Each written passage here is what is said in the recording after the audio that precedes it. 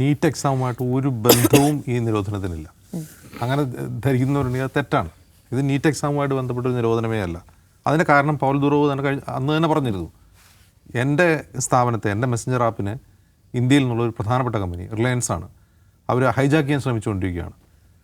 Hijack ചെയ്യാൻ ശ്രമിക്കുന്നതിന് തെളിവ് ഞങ്ങളുടെ മുമ്പിലുണ്ട്. അവർ പുറത്തോട്ട് തെളിവ് പ്രകാരം അത് റിലയൻസ്, ജിയോ അല്ല, റിലയൻസ് കമ്മ്യൂണിക്കേഷൻ എന്ന് പറഞ്ഞാൽ അനിൽ അംബാനിയുടെ കമ്പനിയാണ്.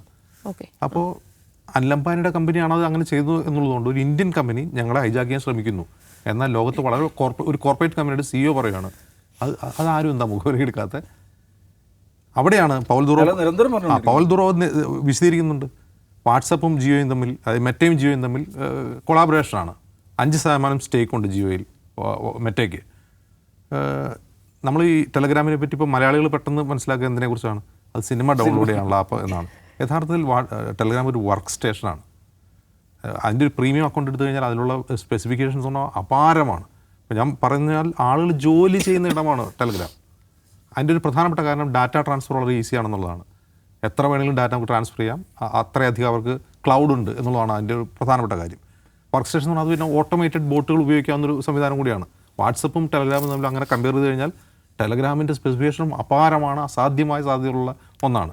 ഇപ്പോൾ വെബ് ഡെവലപ്പേഴ്സ് മുതൽ കോഡിങ് ചെയ്യുന്ന ആൾക്കാർ മുതൽ ഒരുപാട് പേര് അത് ഒരു വർക്ക് സ്റ്റേഷനായിട്ട് ഉപയോഗിക്കുന്നുണ്ട്. അവരുടെ ഏറ്റവും പ്രധാന റവന്യൂ ആണ് അത്. അല്ലാതെ ഇത് സിനിമ ഡൗൺലോഡ് ചെയ്യാനും PC ചോദ്യ പേപ്പർ കിട്ടാനുള്ള സ്ഥലമല്ല.